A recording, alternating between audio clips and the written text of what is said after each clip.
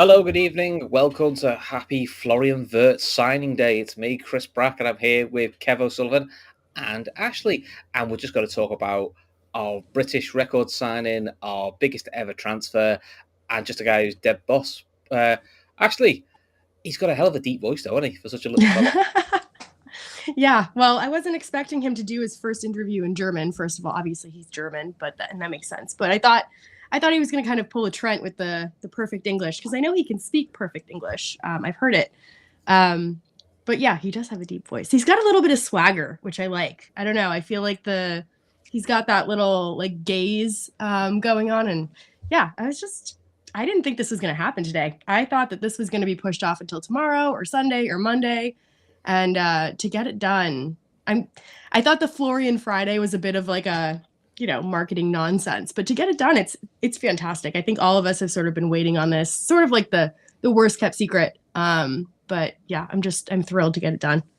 Yeah, and Kev, I'll be honest, from the chats they had with Florian, it's almost like he was a bit like, sorry, you had to wait so long. It's almost like he's been edging for this just to get done. I think he's been quite keen to get himself feet under the table and go, right, let's get sorted.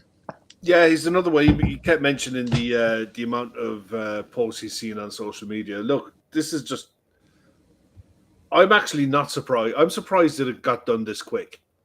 Usually, deals of this magnitude, very early in the window, it's you're paying a buyout clause, and you're trying to do it in the best way possible for the club that you're taking the player from, so they can organize themselves and what have you. But this wasn't. This was. We were negotiating for two players and potentially selling another player. All in, we're just into, week 3 or 4 of this transfer window, all up.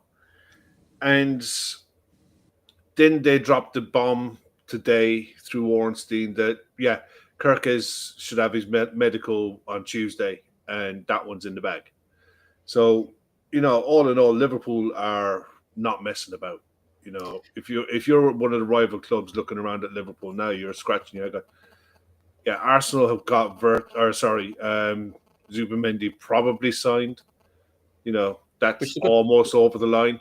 Which is a good signing, to be fair to them, but they need a lot more than that. No, I don't care about Arsenal. What I'm saying is, if you're one of our rival clubs, we knew that Chelsea and Man City were going to do business early because of the Club World Cup. But nobody else is really doing anything. There's a lot of talking going on. But in general, there's not an awful lot of players actually moving yet. So we're going in, we're getting our business done early. And by the looks of it, we're far from done. So it bodes well. Yeah, I mean, actually all the talking heads that are reputable for Liverpool, or we know have Edwards here and Hughes is here. They've all been saying for quite some time that they expected a centre back, and Liverpool are going to look at a forward as well. That seems, it does feel like there's at least 2 more to come in. Cards on the table. I think the centre backs are going to be homegrown, because Can has to be. We're starting to skate dangerously close to that being a problem. But also, I think after that, though, we are going to have to sell a few, because I think we're actually over the quota of non-homegrown players anyway. So we are going to have to shift a few out. Which is well, there's a few there that kind of everybody knows that they're for sale, and I think the next kind of phase of this will be selling. I mean, I didn't expect Kwanzaa to go so quickly. I knew that he was sort of part of the conversations. It's interesting now that we've gotten the Wirtz deal kind of cleared, that was sort of, I don't think the 2 deals are connected in the sense that, they're not contingent upon one another, but I do think that, it's interesting that we had that dialogue with them, and that we were able to get that fee for him, which I think is a really good fee. But I wasn't expecting him to be the first one out the door, I guess is the point I'm trying to make. I thought for sure it was going to be like a Nunes or a Chiesa or even a Robertson or a Simicast. So I do think there's a little bit of work that needs to be done in terms of getting those things over the line. I do think that you're right in terms of it being English coming in for the center back. I think we kind of all have an idea, hopefully, of the kind of player that we're looking for, of the target that we're looking for. I think he makes a lot of sense. But yeah, I'm curious to see the fees that he's going to be able to get for players like a Chiesa or a Nunes, because I think seeing that 30 for Kwanzaa, that sets a benchmark for him being a pretty hard negotiator. And I'm hoping that we get some significant fees for those two other guys, because I think we're going to need it, because it is a lot of money. It is a big outlay. Yeah, I mean, Kev, we will come back to Florian Wirtz because he is the main man of the show. But in terms of sort of other incomings, I don't see an attacker coming in until you've got rid of Chiesa and Nunes. I think the striker is dependent on getting people out the door, but also a little bit of balance in the books, which is kind of normal sort of practice for most clubs, really. I kind of feel like if you bring a striker in now, I don't know, does it hinder what figures you get for, because people know you're over the quota, you have to get rid of someone, so you end up getting cut price fees. But there isn't much talk about Nunes, though. Let's be honest, we all want him to, we're all assuming he'll go, but it's a bit of Napoli chat. Atletico Madrid came and went. Saudi links haven't really materialised, to be honest. Look, I think we're actually in a really good spot financially for FFP. We're fine. We can go and do an Alexander Isak in July, and it's not a problem. The problems come with the numbers, and I don't think you're signing a Mark Guehi, for example, if all you're promising him is 12 to 15 games in the league a season. He's Crystal Palace captain. They're going into Europe. He's going into the final year of his contract. He's World Cup year as well. World Cup year. He's in a really good spot where he is, and he's not. He could turn around and say, "Look, if I go and back myself, have another good year at Palace, do well in Europe, go to the World Cup. I'm a free agent. I go wherever the hell I like." Right. So I think that if you sign a Mark Guehi, you're telling him, right, you're going to have a fair shake to challenge Ibu Konate to start, and we'll pick who on merit who's going to start. That's the only way that I can see that kind of a deal happening, and you have to sell that to him, and I think he's good enough to do that. The other ones, look, Kwanzaa. Isn't that kind of what you want? I suppose isn't that kind of what you want, though? Because if we're being honest, he didn't see him rotate Konate for anyone else because he didn't trust the other two lads as much. Well, look, I'm just looking at it from Mark Guehi's point of view, because I'm already being selected for England now. I know that if I go and sit on the bench at Liverpool, because for whatever reason the manager sees me as third or fourth choice replacing a young 22-year-old who's had an off season, then do I really want to be doing that when I can go for nothing in next season? I think you have to be fair to him, and if you're going to be fair to him, I think he's got to be given a chance to come in and prove himself. I think he's an exceptional centre back. I really do. And the reason I put a comment in last night's show about the fact that he's played as a six for Palace for a bit as well. He didn't just not the odd game. It shows me that he's a good footballer. He's a really good footballing centre back. And with the amount that we play through the thirds with our centre backs, it's important that you're really comfortable on the ball. And he really is. Most of Palace's play start with him. And his incisive passing is really good.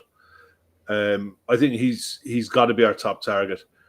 But there isn't many other options that are homegrown out there that are good enough to come into his side that are going to be challenging on four fronts.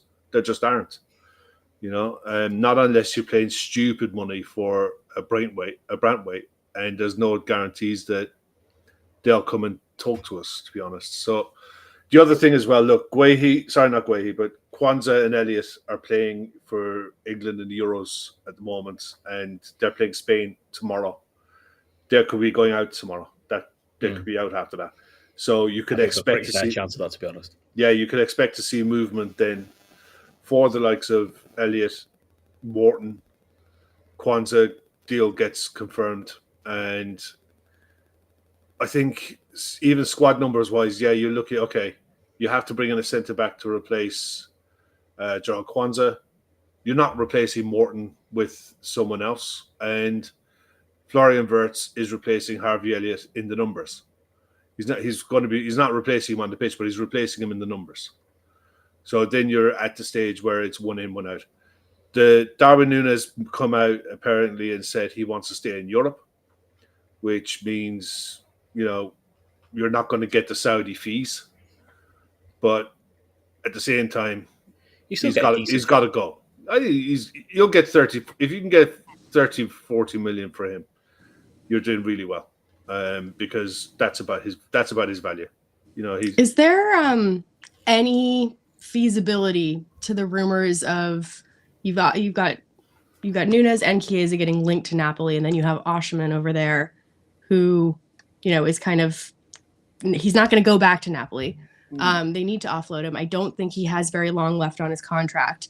Is there anything that you might see getting done there where maybe that's like a completely left field sort of striker rotation option that could come in? Let's say if Isaac wasn't on the table, I'm not saying that he's been taken off the table, but if he wasn't, do you think that that's something that maybe, especially Hughes, given his Italian connections and his ability to kind of look at players that maybe have fallen out of the spotlight a little bit or have, not been, I feel like because he's been abroad in Turkey, I feel like maybe we've lost sight of how good of a player he is.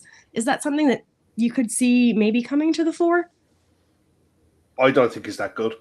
And that's, it's not that I don't think he's that good. I just don't think, I think he had a brilliant purple patch at Napoli a couple of years ago when he was younger and he was breaking through, and he stole the limelight and he was fantastic for that 1 year. And then he almost had a chip on both shoulders, giving it the big I am, and started getting really toxic at Napoli, forced his way into a loan move to the Turkish league, hasn't been really pulling up any trees over there. You expect a player like him to go and score goals in Turkey. Well, he has, but whenever the Turkish sides have been in Europe, he hasn't stood out, or he hasn't stood up as being head and shoulders above anything else on the pitch. I just look at him and I think, look, Chris Smalling made a great career playing in Italy. Scott McTominay was one of the best players in Italy last season. I don't think Serie A is a barometer of top-level elite quality for individual players. I think collectively there's some good teams like Inter Milan. But as individual players capable of stepping it up in the Premier League, I'm not convinced. Okay. It's something that I've heard sort of like in corners of conversations here and there. And I just wanted to get your take on it because I do think it's interesting. I don't think he measures up to an Isaac, but I think it's worth considering. Yeah. If you're talking about, I don't know if Napoli's going to pay the kind of money that we're talking about for Núñez. Italian clubs typically don't stump up a lot of cash. So I just wonder if there is some sort of deal involved. I suppose to say, playing devil's advocate, you look at the amount of goals strikers scored for Bayer Leverkusen, and to be honest, Bayer Leverkusen strikers aren't any sort of great shakes in terms of elite levels, but they had the elite level behind them in Wirtz, who basically put things on a plate for them. And maybe, I'm not saying it is Osimhen, but maybe someone like that could do a job for a couple of years until you get the striker you want. We can't put things on a plate for Darwin because he'll smash the plate. It's just how it's unfortunately, his confidence in front of the goal is completely gone, and I think he'll just get moved on. But Ash, let's get back to the man of the moment. The main man. Yeah. What's they sort of say to the league, but also how Liverpool are viewed? Because I think this has caught a few. I think even our own fan base. Kev knows my trolling on social media because I love to do it, but there was a lot of crying it in that he wasn't coming, and now he's coming. Everyone's acting like it was always a done deal, but this feels like, give Hughes his credit, it's all sort of coming out now. There's been in the works since February. I think it's been in the I mean, they said they made formal contact back in March. I think that game that we played in the Champions League and then they trained the day after, that also seems to have played a big role in at least introducing him to the training facilities, letting them play. I believe it was the U23 pitch that they played on afterwards to cool down. He was really, really impressed with the AXA and everything. So this has been in the works for a while, but I mean, we've been in conversations for these players for a long time. You've got, whether it's Tchouaméni or Bellingham or, Mbappe, if you really think that we were in for Mbappe. You've got your Caicedos, your Lavias. I mean, the number of players that we have sort of nearly gotten there with, but haven't gotten over the line. It's been the theme, kind of like a running theme of Liverpool over the last several summers. And at this point, it felt a little bit like The Boy Who Cried Wolf, where you're like, oh, again, you're going to take us along this ride again just to pull out at the last minute. And I think that that's why everyone had a little bit of trepidation, and they were like, well, I'm not going to get excited until we see him in a red shirt, which we finally did today, which is great. But the money has been there at least to make the offers. I think the big thing that's happening right now is Hughes was able to get it over the line, which is what we have been so hypercritical of over, I'd say, the last 5 years. And that goes back to Edwards, that goes back to Ward, that goes back to Schmatka. All of these kind of interim director of footballs, like they didn't get it over the line. And this is really that first big deal that we've gotten over the line probably since Alisson, because you had Virgil before that. And for me, it is that statement of intent. I think we talked for a while. Actually, we talked for more than a while. We talked pretty endlessly about how Hughes really needed to step up this summer and how this was sort of his make or break moment, and how last summer was a kind of a catastrophe in the sense that we didn't get Zubimendi. But now looking back on it with hindsight, you're like, well, we have that money. We have that money from the summer that we didn't spend. We have the money that we got from winning the Premier League this year, which I think is around 188 million pounds, roughly. That's what they've kind of calculated out to be. I think for me, Wirtz kind of feels like the cherry on top of the plan. And I wonder if we would have gotten Wirtz if we didn't win the league. I feel like some of the money from winning the league has gone to Wirtz as sort of like this is your reward for doing so well this season. And that goes for Slot and it goes for Hughes. I mean, that has sort of been as much as people don't like how the ownership works, the general rule of thumb for the ownership is the money's on the pitch. So what we make, we spend it on what we do. I think the difference with Wirtz probably to the Tchouaménis, the Bellinghams, the Mbappe, if you believe it, as Zubimendi is, Liverpool, I think, got in earlier with them, but also sort of made themselves the first choice, whereas all the talk from the press on the other side, like in Germany, was he actually wants Liverpool. He's not really interested in others. So he always saw like City, Madrid, Bayern getting knocked off the list, going no. So then you give yourself a clear run. I think with the likes of Caicedo and Tchouaméni is Liverpool never quite got to the point where they got the player to go, you're my only choice. And I think that's where having a direct football in probably helps us a lot more. But listen, I mean, in terms of tacticals, creativity, he gives us lots of options, doesn't he, Ash? Because, depending on who you listen to, there was a lot of talk of the whole false nine stuff. A lot of the German sort of media are sort of saying he can do that, but not really. They're saying he's a 10, or if you're playing a midfield 3, he's the attacking one of the midfield 3, and he can drift out wide left to cut inside, depending on horses for courses. So he does give us a lot of tactical flexibility. I think he's going to be the central fulcrum. Where he starts on the pitch in a formation map, he's probably largely irrelevant. He might be one of the few, given like the Salah role, which is just once we've got the ball, you're kind of free a little bit. There's a structure of when you haven't got the ball, but outside of that, you're kind of allowed to express yourself and pick your moments. Yeah, I think the more that I see him, the more that I read up on him, the more that I watch reels of any sort of like old footage of him, the more I feel like he has to be a 10. I do think that you could shoehorn him into a 9, but I mean, even the quotes that I've read, it's very much that Slot has talked to him about being a 10, and that although he can play out left, although he can play in the false 9, it's like I think it's about 7% of the time that he's played center forward. I think that's the actual number. It's 7% of the time at center forward.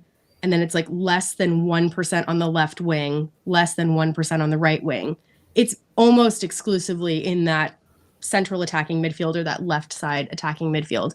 I think he starts there. And I think that you build your attack around him because I think he's such an integral part of building up play. He holds so many touches compared to pretty much anyone else on the pitch. Like if you look at his touch map, he's touching the ball about as much as like a Virgil van Dijk or some of those really deep lying midfielders that are controlling the ball, but he's doing it way at the top of the pitch.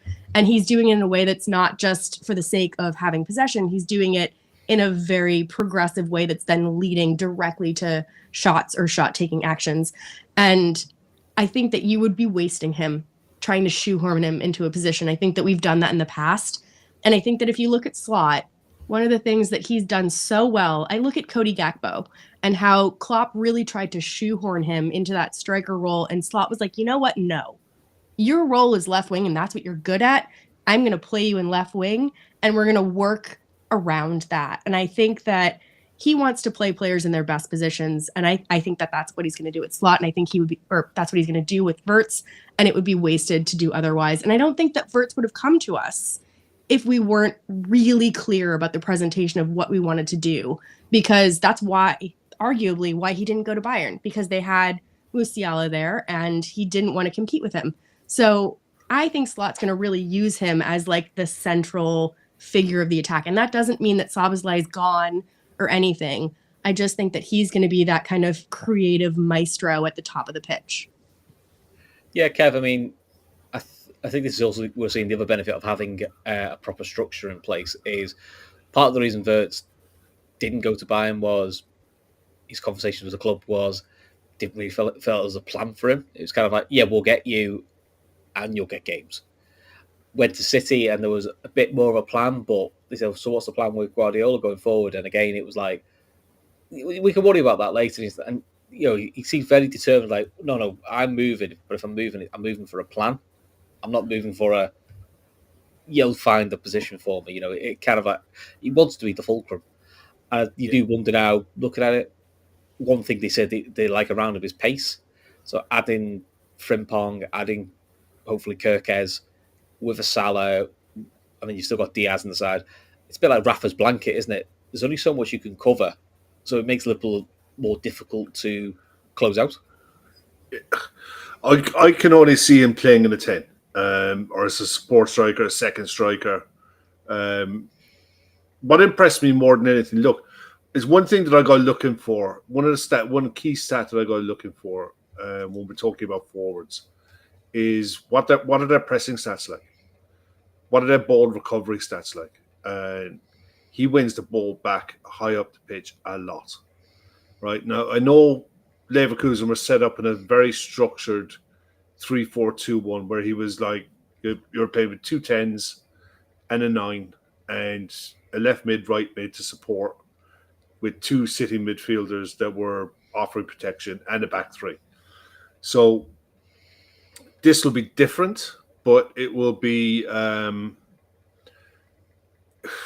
he's really fucking good. You know what I mean? I love his passing. I love his vision, his spatial awareness, his touch, his close control. He loves to dribble past players. He's on the ball. You're sitting up like this, you know, and you're leaning forward in your chair when you're sat at home because he's on the ball. He's that player. He's 22. Nope, there isn't going to be a better player move in this transfer window in the world. Right? He's the best player in the world that will move in this transfer window. That's just a fact. And he's going to be, fingers crossed, at the club for the next 7-8 years. And he's the kid that you build the club around.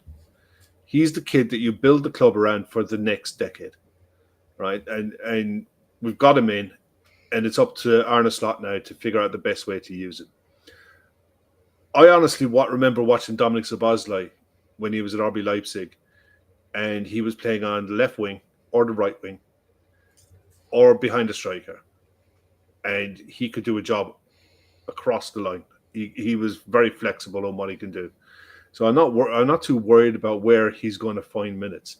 He will find minutes, but you're not buying this kid to rotate him. It's going to be a case now. Look, he's had 2 really bad injuries and come back from them, and he's been special when he's come back from them.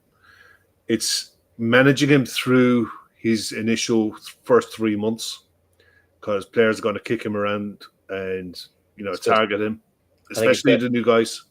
I also think it's. I think Szoboszlai suffer for this as well. Is doing your first Premier League season with no winter break.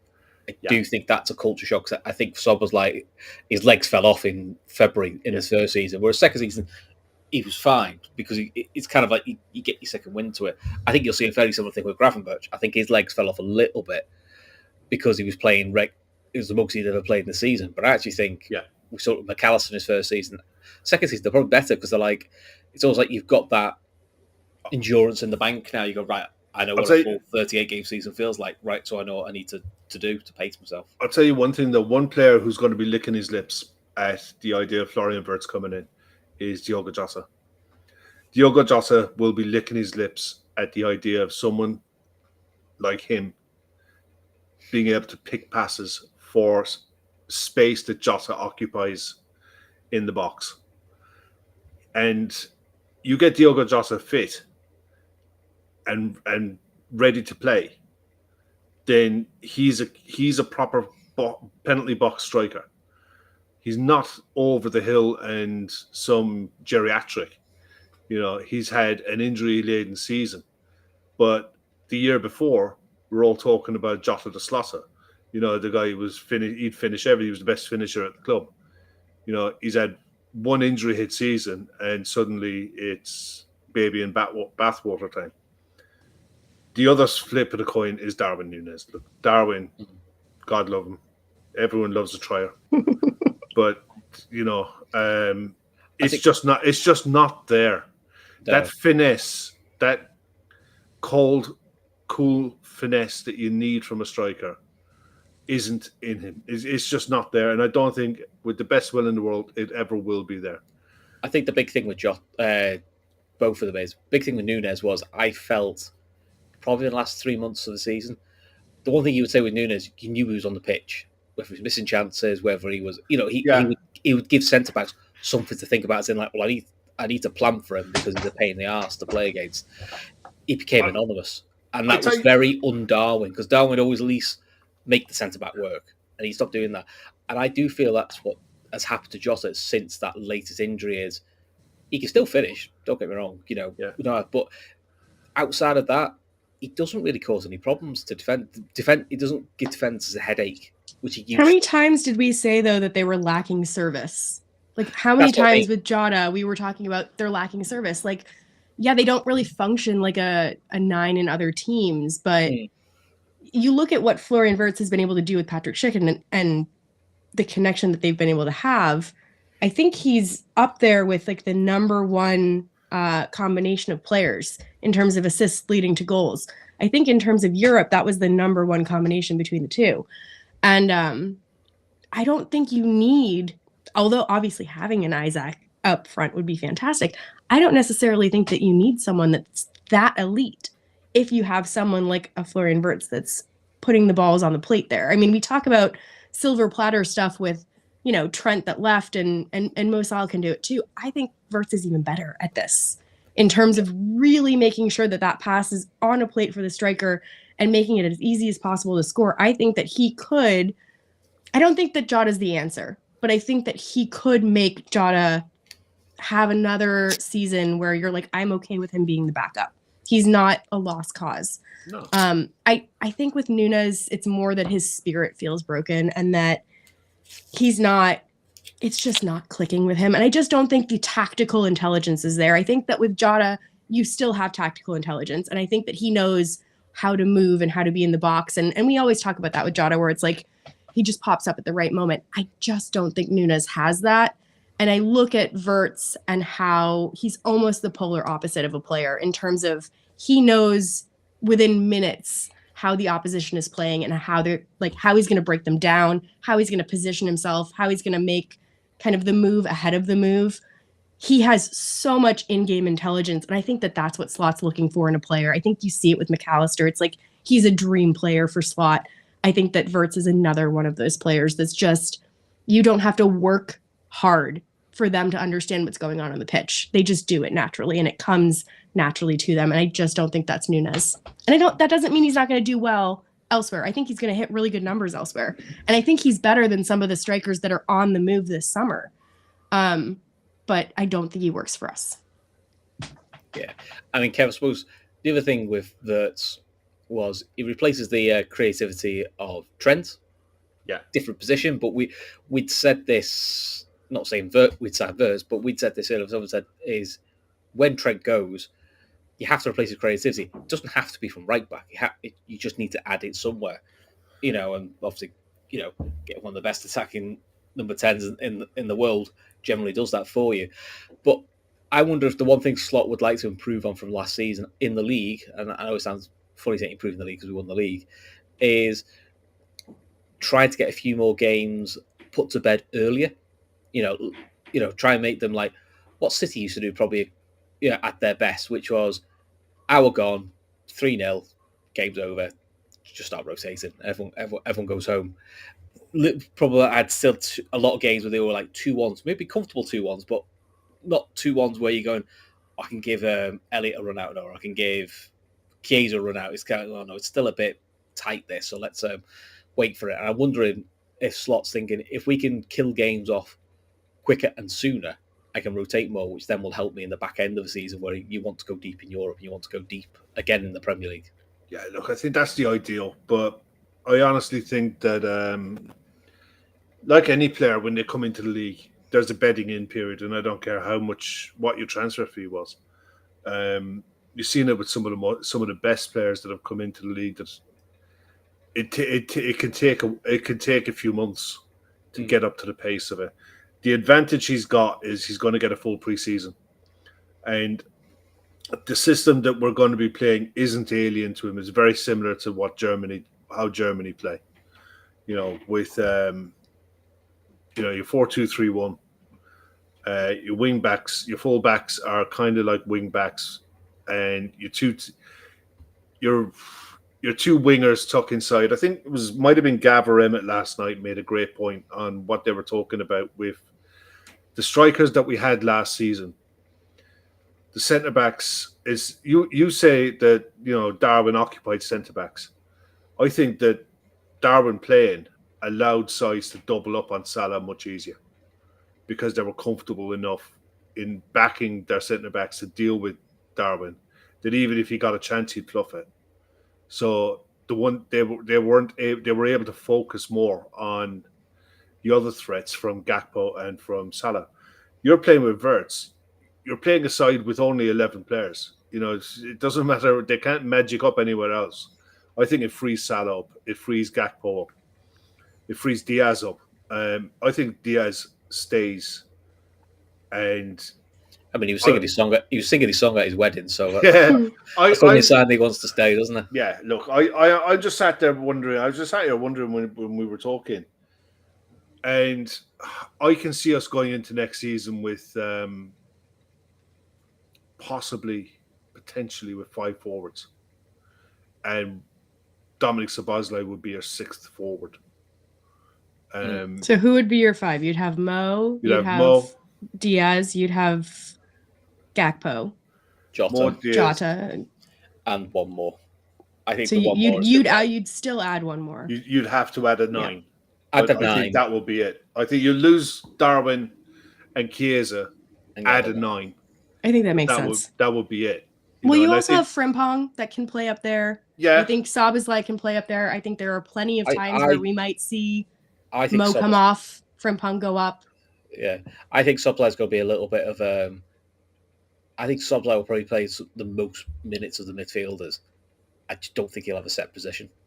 I think he's the one that does all the donkey work. I think he's not the one that's going to get the glory.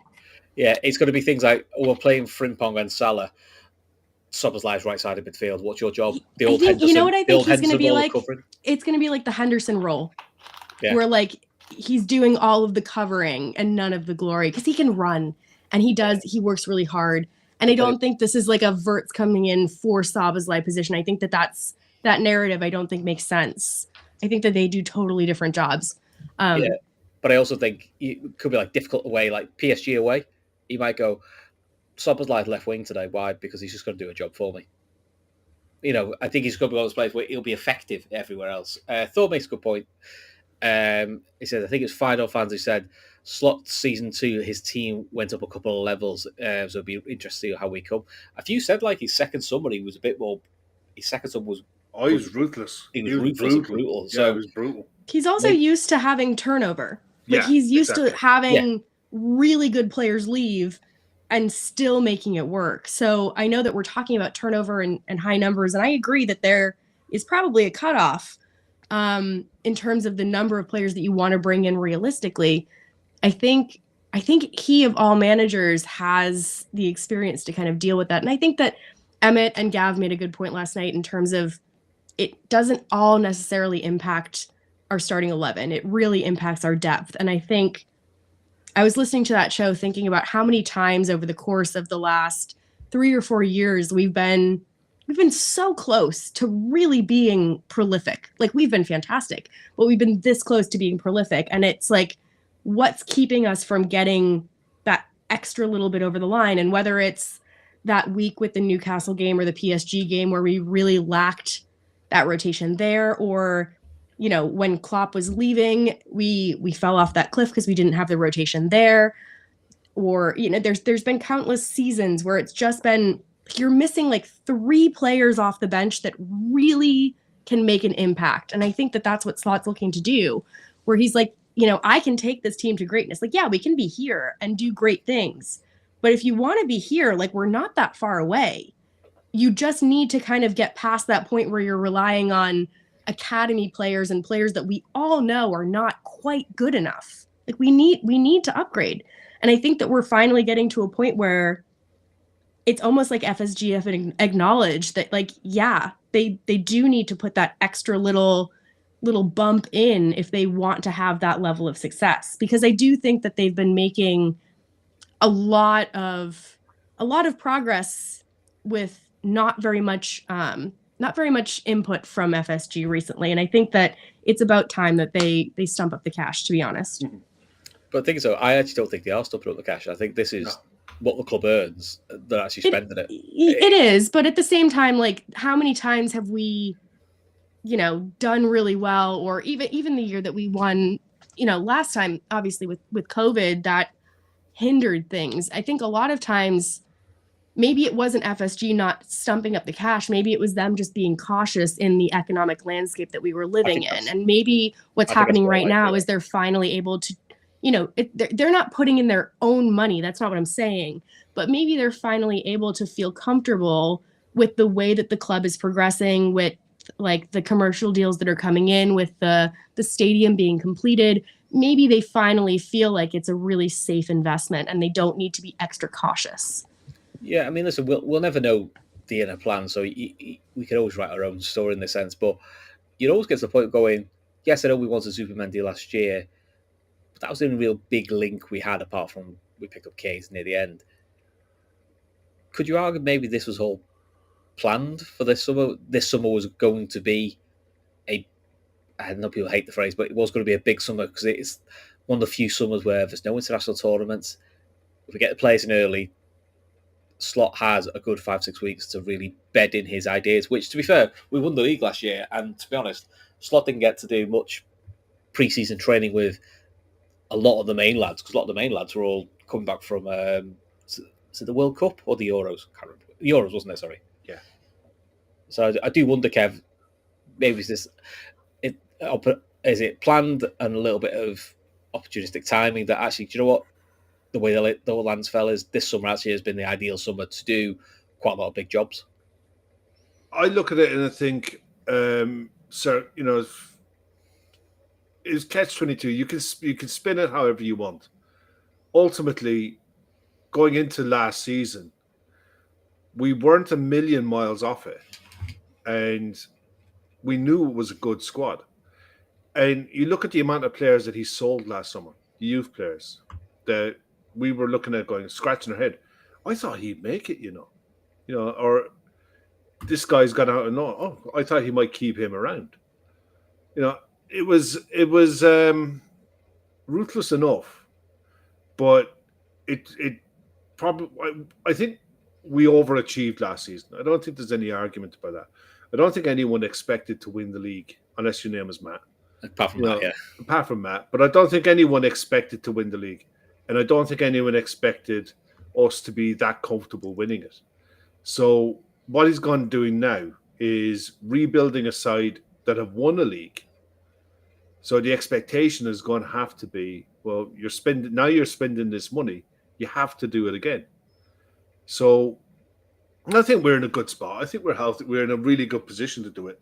The other advantage is because we didn't do anything last summer or the January before or the January that we've just come out of, bar Mamardashvili, which was for this season, and Chiesa, which was a pittance, really.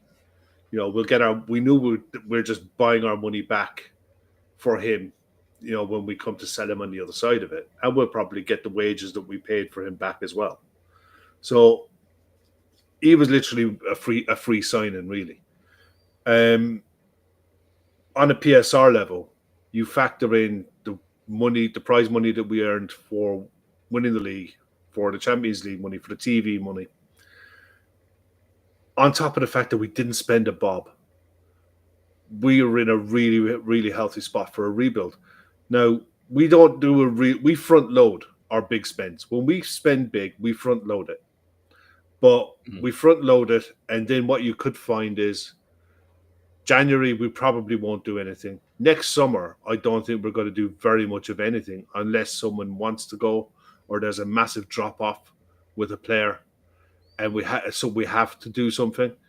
But I don't expect to be doing too much business next summer. But I think we're far from done in this window. John makes a point here. If we can't get Isaac, we sign a wide forward. Diaz is our striker next season. We wait for Isaac in 12 months when he's more gettable. I couldn't disagree with him more for the simple reason I think he might go up in price next year. No, I think that he's 26 now. We're not going back in for him at 27. I think if we're going to go and get him, we get him this summer. And I think he'll have to push for it and show that he wants to come. But I think if he doesn't decide to come this summer, we'll move on from him. We're not going to hang around for 12 months on the strength of maybe he might come in 2 years' time when he's going to. I don't think it'll cost more, but I think it'll cost the same. I don't think we're going to be messed about like that. I also think that the groundwork for whoever we're going for is already done. And I think that you're seeing now with other clubs lining up players that we've already indicated that we are going to put significant bids in for. You've seen Crystal Palace going out and buying a good centre-back, a good young centre-back. You're seeing Newcastle linked with João Pedro from Brighton for significant money. I know they've lost Callum Wilson, but you're not replacing Callum Wilson with João Pedro. So, I think the clubs, we've given notice to clubs that we're going to be making significant offers for these players. Get your house in order. We're not saying a word to anyone about anything. But when the time comes, we're going to be launching our bids, and we want these players. And we're in the strongest possible position to be able to attract anyone we want. Because the average age of the squad is coming down. Which is good. The upside of where we want to go is up there with anyone in the world. Florian Wirtz come out today. I wanted to join one of the top 3 clubs in world football. Well, you have, but we're not the number 1 club in world football. So that's where we want to try and target to be at. So there is room to improve. He comes in and says, I'm not here to mess about. I'm not here to play. I'm here to win things.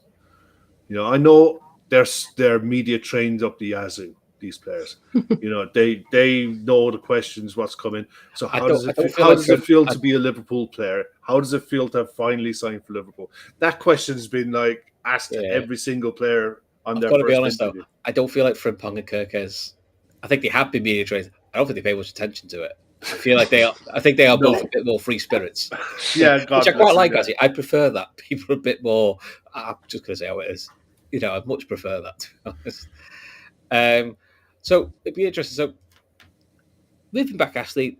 So Wirtz is done. Kirkes is probably next week, and he's been sat at the AXA for a week, so I'm pretty certain. Yeah, well, they came out today and they said that they'd pretty much agreed on 40 million, which I think is good. Which is that seems fair. 40 million plus. Well, yeah. Yeah, no, I think they're going to get their fee. They wanted 45 million. I think they're going to get 40 plus 5.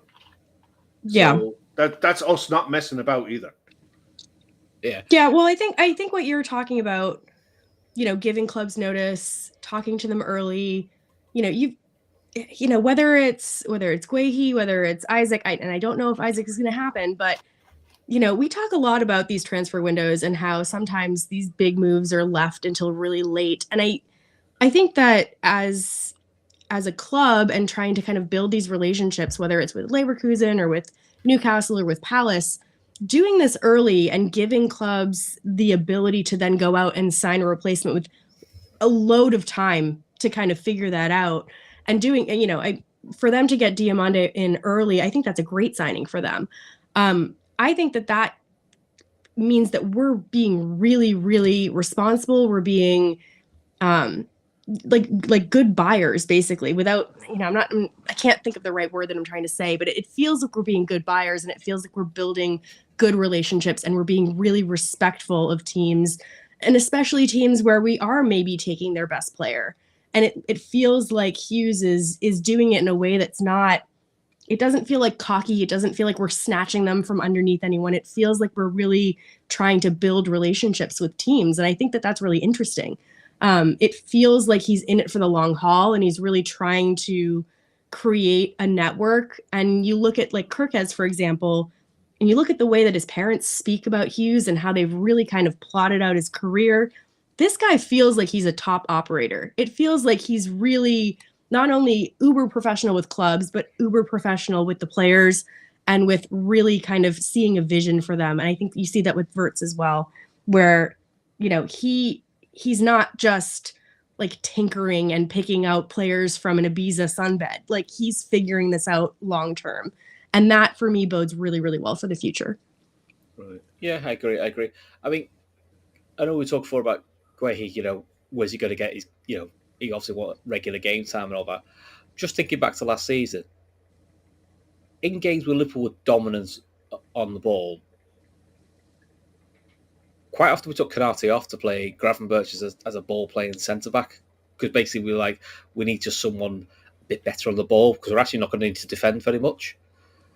Maybe that's why you buy Guehi. Maybe when you're going to play the likes of your Sunderland, your Leeds, is the bottom 10 sides going, we're actually not going to do that much defending. So actually, I want someone who's better on the ball. And listen, Konate's improving the ball, but it's probably not his biggest strength. His biggest strength was more his aerial dominance, Yeah.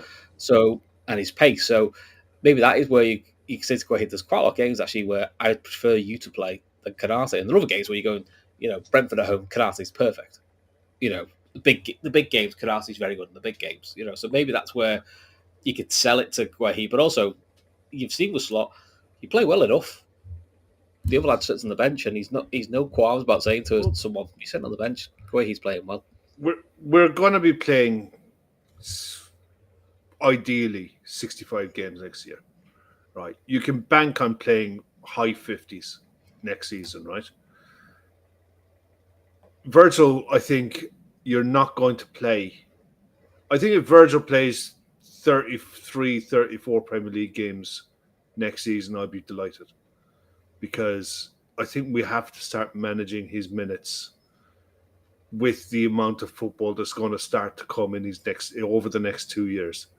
And I think there's definitely going to be games that you can play Konate and Guehi. The other side of it is you've got Joe Gomez there as well. You hope to see him coming back fit. But they're good enough. They're good players. We're not signing. I'd hate to see us go around the leagues and say, look, we'll take a gamble on this kid for 10 million. We're not 8th trying to get into the top 4. You know, you can't mess about like that. If we were still trying to get us to top 4, I don't think we're selling Kwanzaa. I think we'd take the time to develop a centre back. Exactly. I don't think you can develop a centre back if you're challenging the Premier League. I don't think it's possible. Because I actually think if he has 2-3 years of regular football, Kwanzaa, I think you will see a lot of Champions League clubs sniffing around him then.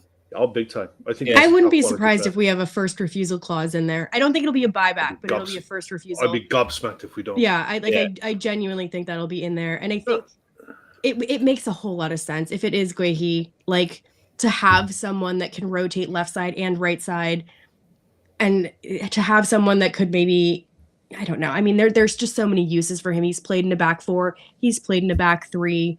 If Slot does want to move to that back 3, like also out of possession, I think that he's an option where you could just plug and play right away. I think we're kind of beyond a project in that specific position. Like we need someone that can freely, without hesitation, rotate with Virgil or Konate without any sort of drop off. And having that, I think Guehi fills that role. Gomez would fill that role if he was fit. And there's no way that you can depend on Gomez to be fit, because every single season it's a flip of a coin. Some seasons he has. You can say the same about Konate. Last season could be the anomaly. Well, exactly. And you have to have an insurance policy for that. And because Kwanzaa's out the door, it has to happen. Like there's no solution that's built into the club that fixes it. Like there is someone coming in the door. It's just a matter of who it is. And it matters.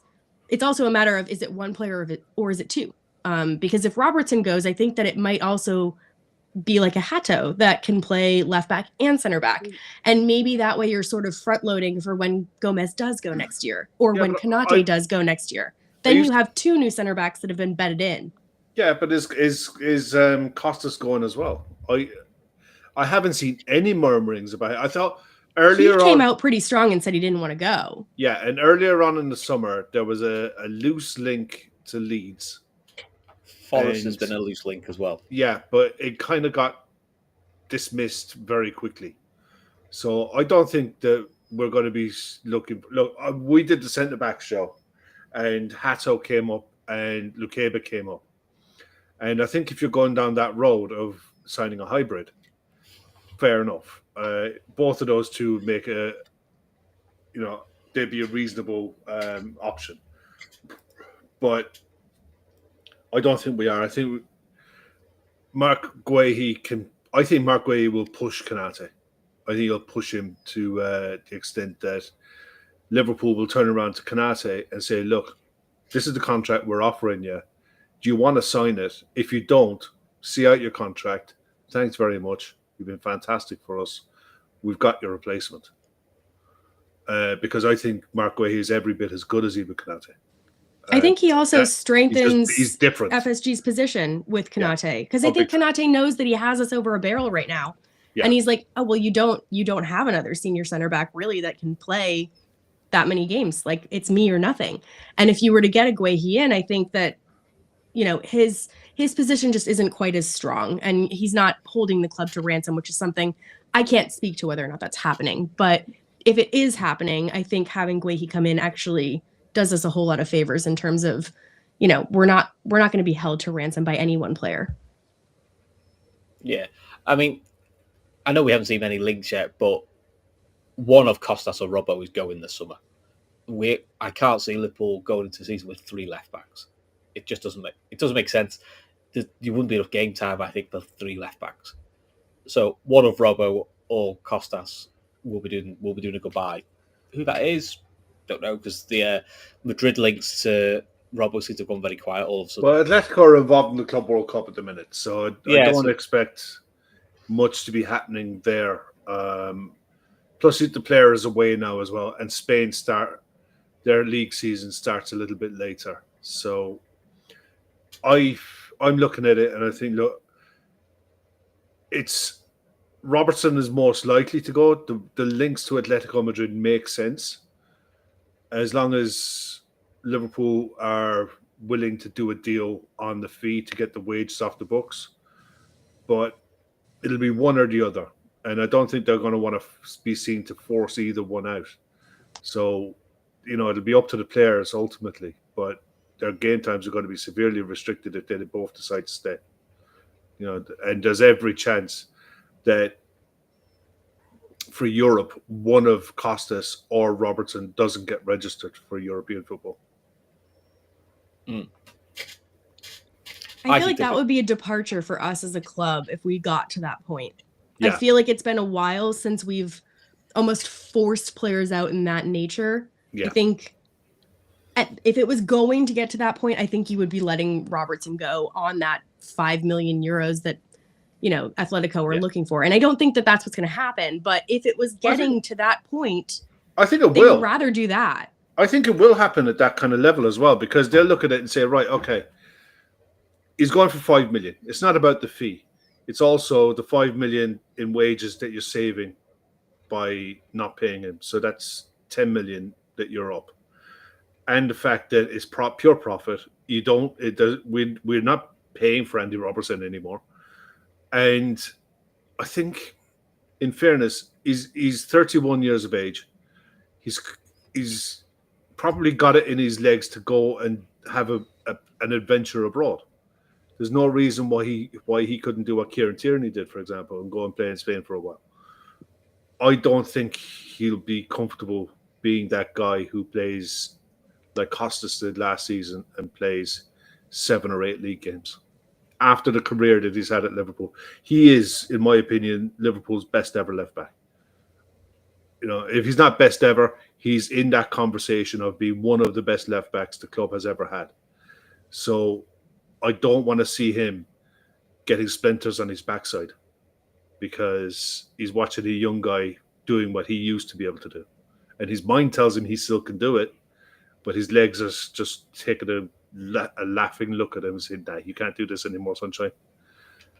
So I don't want to see that happen to him. And I think the club and the player will probably recognise that.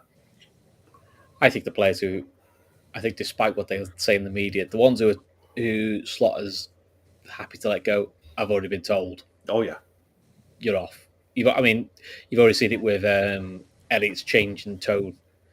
Probably because he got told, listen, we're signing Wirtz, so you can stay if you want, but your game time's going to be even more limited. You probably want to go and get regular game time. I think that's why you've seen the tone change.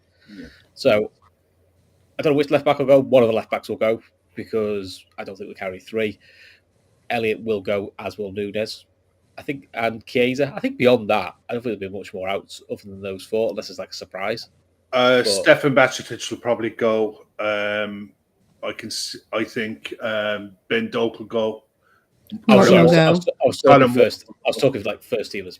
First teamers. I honestly think that anyone outside of the top 13 or 14 players who were last season.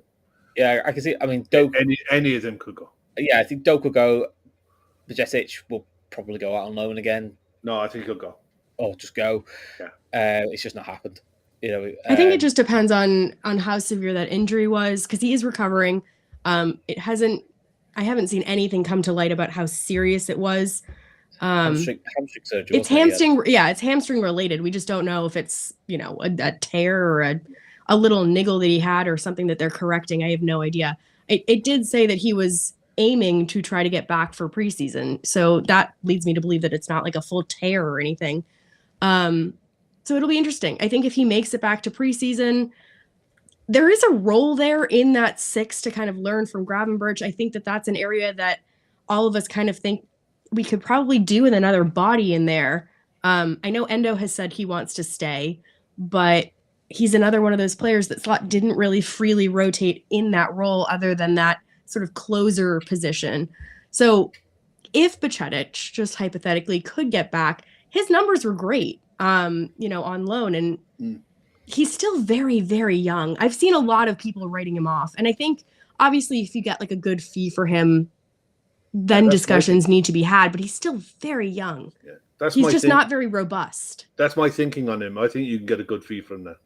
Yeah, like if you can get a good fee for him and you decide we just don't see it in him to be physically fit enough to play in the Premier League, then I think that that's a discussion to be had. But The other side of it is, for me, I don't think the club.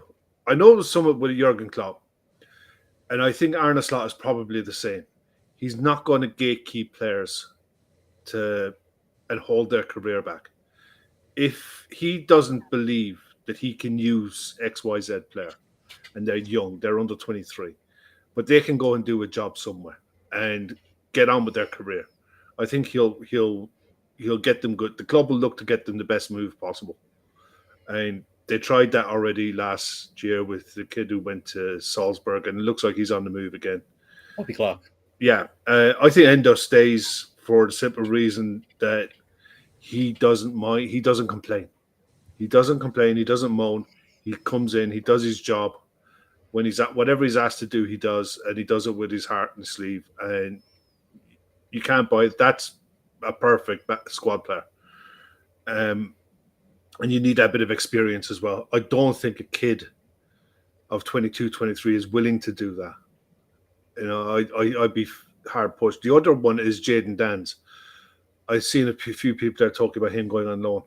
We talked about the centre backs, about breaking through at an elite club, at a top club, to be a centre back and develop at a Premier League title chasing club is very, very difficult. I think it's nigh on impossible now to do that as a 9. Unless you can put in moments off the bench, you know, in 10 minutes spells here and there to show that you can do it. I think you need the loans to. He's like Baccetic though, in that last season he had the injuries, and then last season we were like, oh well, we would love to have him be a 6, but he actually needs to go play for his recovery in terms of just his body and his career and everything. Like Jayden Danns hasn't played real minutes for over 6 months, I think, at this point. He needs to go and just physically get back to the stamina required to play. Senior football. He hasn't played exactly. Senior he hasn't played at all. And which is why it's a shame. The talent is there, but you have to go back and you have to at least get the stamina to be able to play. I mean, the idea of him being our backup 9, I just think is sort of a pipe dream at this point, unfortunately. Not because he doesn't have the eventual talent to be that.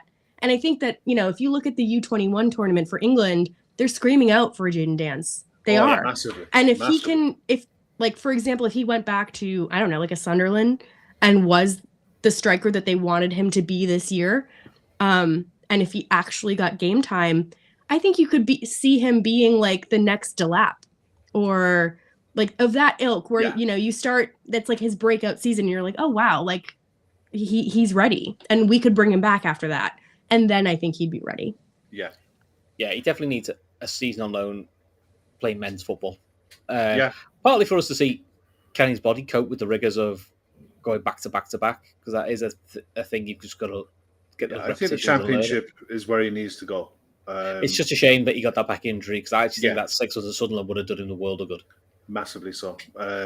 Raz asked the question there, how much do you think you get for Harvey Elliott?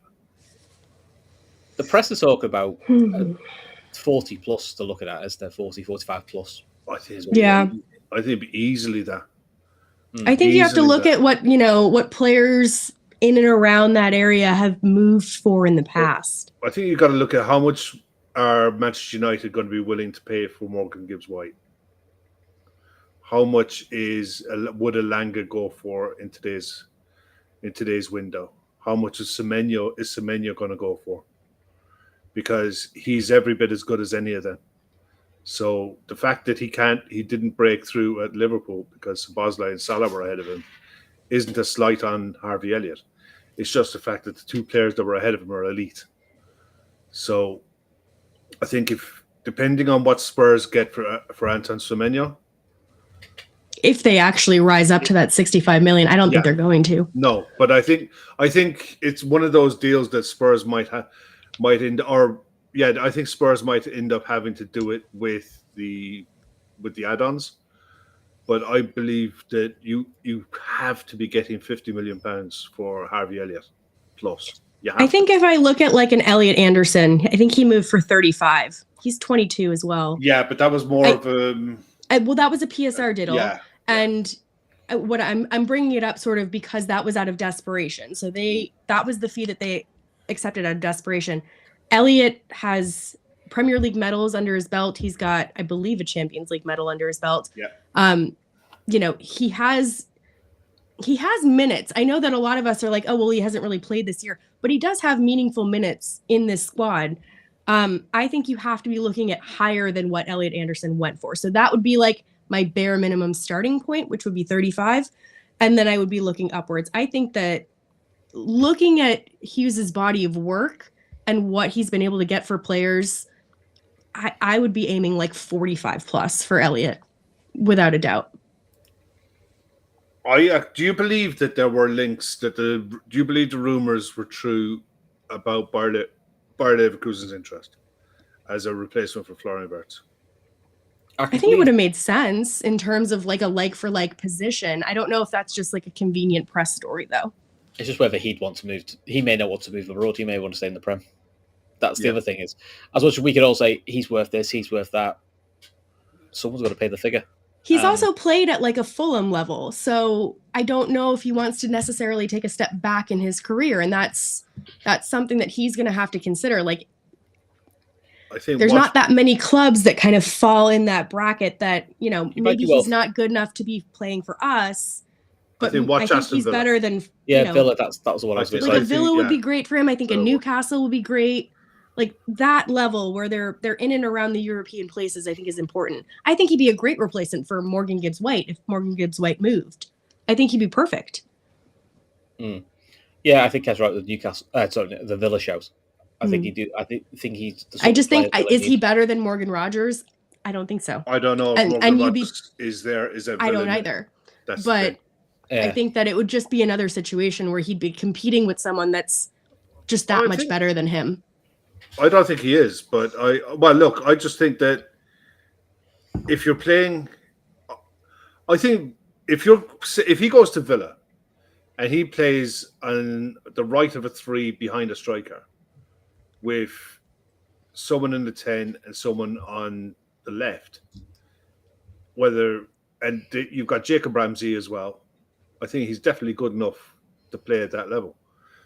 But it'll be interesting to see how he goes. I think that no matter which way you look at it, the incomings, I think Tyler Morton you'll get decent money for. You definitely get good money for Harvey Elliott. We're going to get good money in for Kwanzaa. All homegrown players. That's the only thing for me is the fact that we've lost Kelleher, Trent. You still have to. I think you're going to need to be buying homegrown players in this window if we're going to be bringing someone else in that's going to be for the squad, if you get me. I don't think you're going to be seeing too many foreign players coming from outside of the Premier League for the rest of this window for us. I think any business that we do from now on is going to be done from within the Premier League.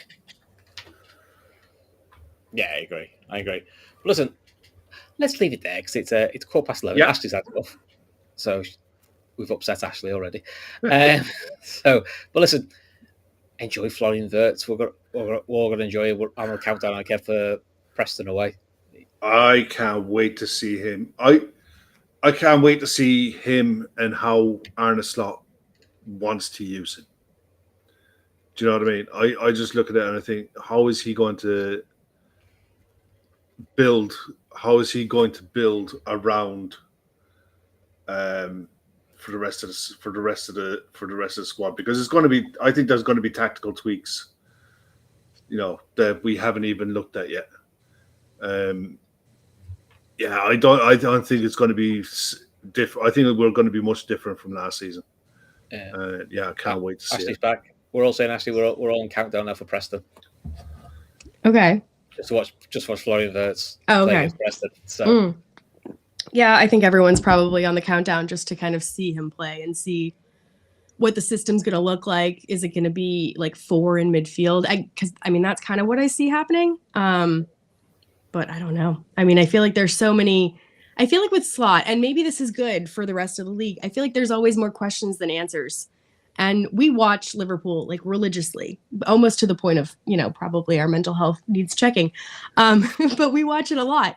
And I feel like we're always like, well, what is Slaw going to do? Like, what is he looking for in a number 9? Like, what's the plan? And I don't think there's always an obvious answer. I think there's things that we kind of think like, oh, well, this is maybe how it's going to work. And I've seen a lot of people make compelling arguments for Gravenberch dropping deep and there being kind of like a 3 at the back. And then you have your wing backs, really bombing up. And then you've got that little diamond in the center.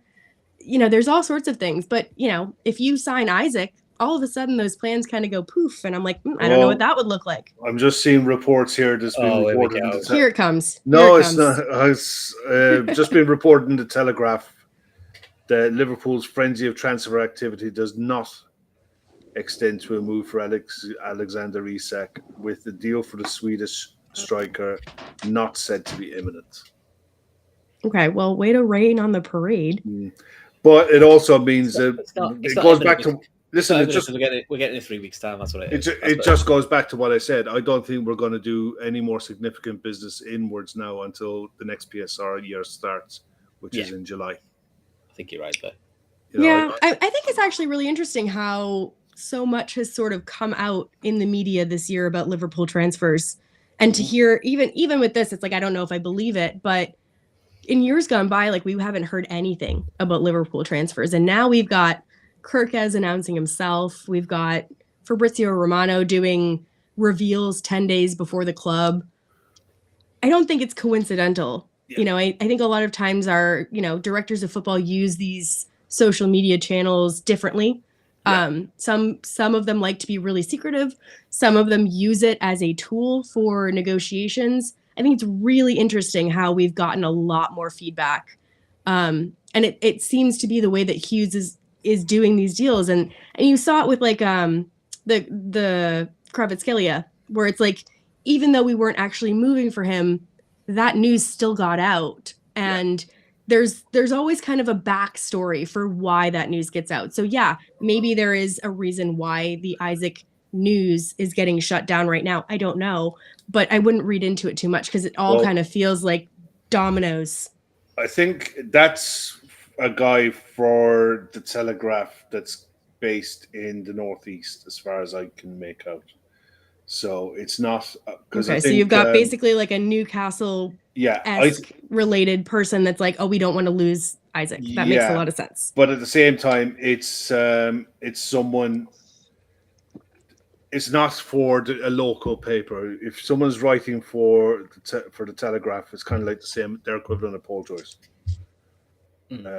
It's Luke Edwards coming from he's a Northern football writer for the Northeast. Yeah. Sorry for Northwest. So. Well, after Kev's killed the move for everyone now, we'll just talk. No, it's not a kill the move thing. It's literally a case of enjoy this one because we don't really know what's coming. I think the 3 that we heard from the press early doors, we've got in the door. We knew we were the only horse in the race because no other club were talking about these players. So it was okay to let those stories out. So it's going to be interesting to see what happens when we actually go head to head with clubs, and we've got to shove our elbows out and see how Richard Hughes acts then when we're going head to head for a player. I don't think this is the finale. I think this is like the crescendo, and like this is probably the most exciting signing that we're gonna get. I think it's gonna be the most exciting signing of anyone, really. But I don't think it's the end. I just think that the signings, if there's 1 or 2 more, I think that they're going to be contingent on the players that go out the door first. Yeah, I think Kyle makes a great point there, actually. I think we're going to be more focused on getting a replacement for Kwanzaa. Because all well and good. Which I would imagine is probably already done. If Kwanzaa's going and they've made that public, they wouldn't be leaving this gaping hole being like, we need a center back. We're desperate. Yeah. We will pay anything for a center back. Like if Kwanzaa's out the door, whoever it is already done, in my opinion. If it's Guehi, if it's Hato, if it's someone else, completely, I don't know. Yeah. But it's already done if that's being let out to the public, because otherwise you're basically just saying like, here's this giant hole that we have. we will pay whatever it takes to get a center back in, and that doesn't make any sense at all. No, that's true. Yeah.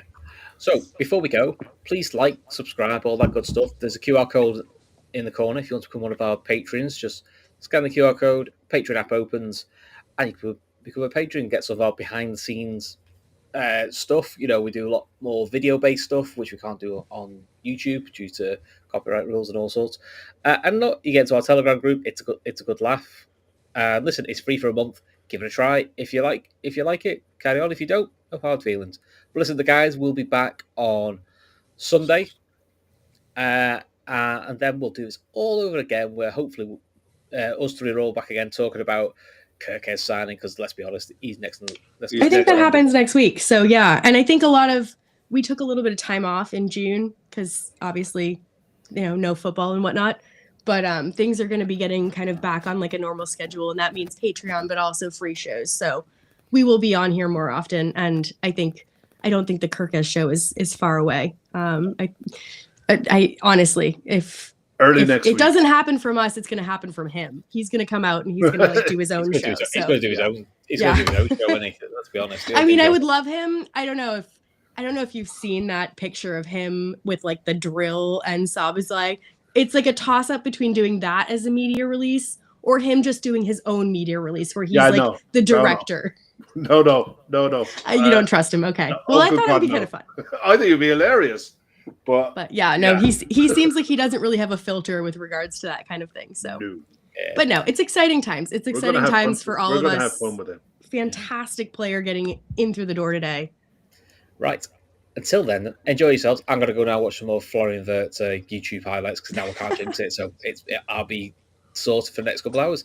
Until then, take care. Speak to you very soon. Good night, everyone.